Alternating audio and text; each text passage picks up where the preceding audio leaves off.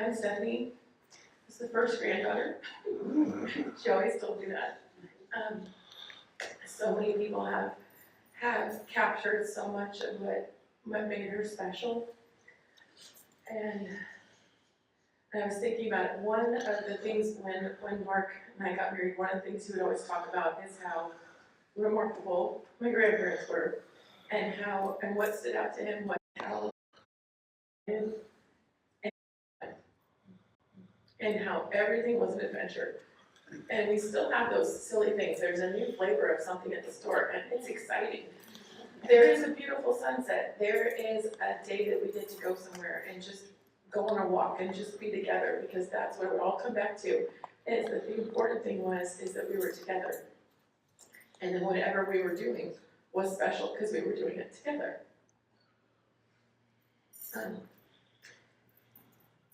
You can be born into a family of faith, but you still have to make choices to own that faith.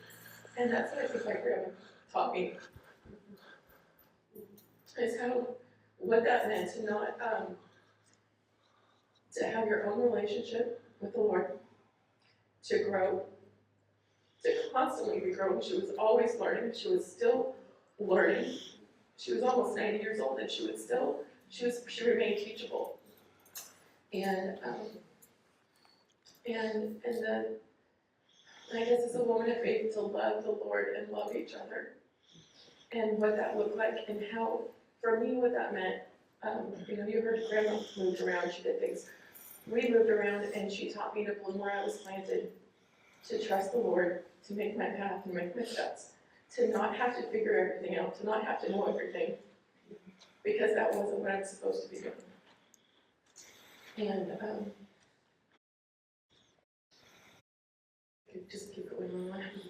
But I think that I just think of her beauty and the love.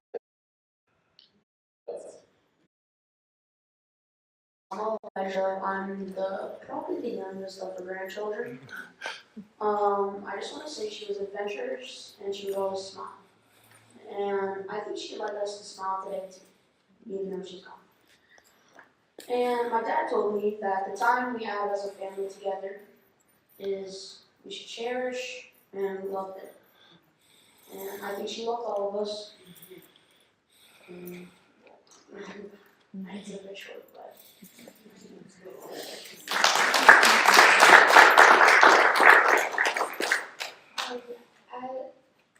A lot of the memories I had with Grandma were at a young age, so it was all very much a blur.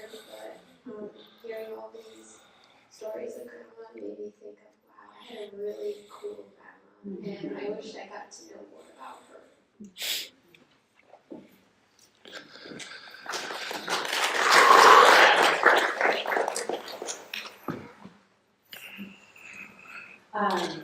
So many amazing things have been shared, so I won't reiterate all those things. But one thing that really stuck out to me about Grandma Jean is just the power of showing up. I've posted about this too, but I've just been, I think now that I'm a parent and showing up at everything, every recital, every performance, every birthday party, and for me, it's just open heart to demonstrate that love, and so that's something that is for sure, and I'm going to be taking away from me. So. We'll just keep going. I'm Laura. She was my Auntie Jeannie. And some of my first memories were out at that Napa Vine farm. And going out there and having adventures with, I think it was mostly Sue and Nancy that would play with Jenny and I. And, but she would always, make us a thermos of soup so we could go out on an adventure to the pond and do something like that. And Jingles, Jingles the dog. I saw Jingles on there, I was like, Jingles, got it. But my deepest memory of her was when they were in Eugene, and living 3 hours away, that was a trek to go down there. But one summer, I think it was early teens, she invited me individually and Jenny individually down to spend a week with her. And we just hung out together, we'd go shopping together, we'd just do things together. And she said she had a memory of an aunt doing that with her, and it meant a lot to her.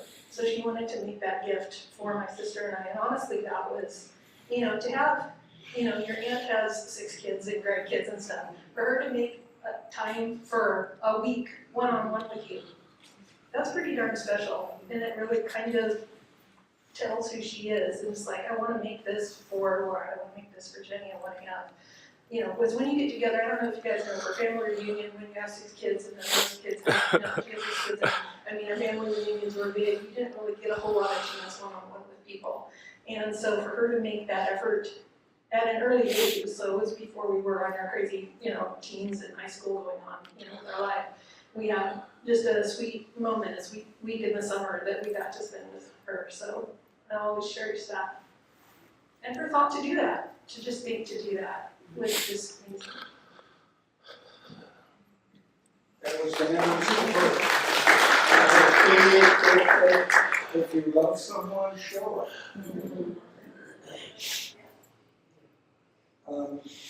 Yeah, Gene and Doug are like a younger mom and dad to me. Because Debbie was living with us when she was a baby. She was 3 years older than her. So we kind of laughed, and it was great because they took us on vacations with them. We'd go to this Indiana Dunes, and we went to Mammoth Cave with them. And the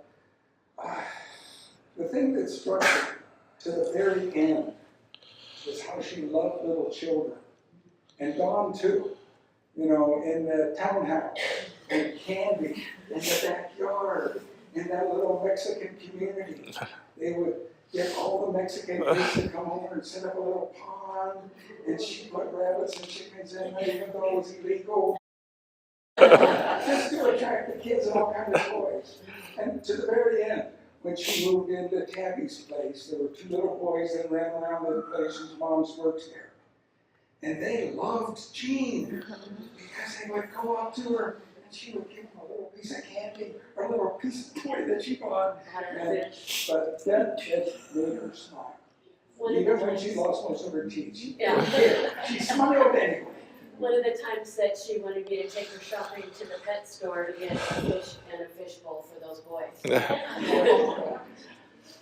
You're above the ages, the spirit really never does, and I figured that out at 72.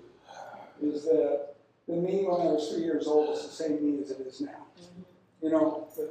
The identity doesn't change, the soul doesn't age. Eternity is set in a person's heart, and Jean's heart never changes.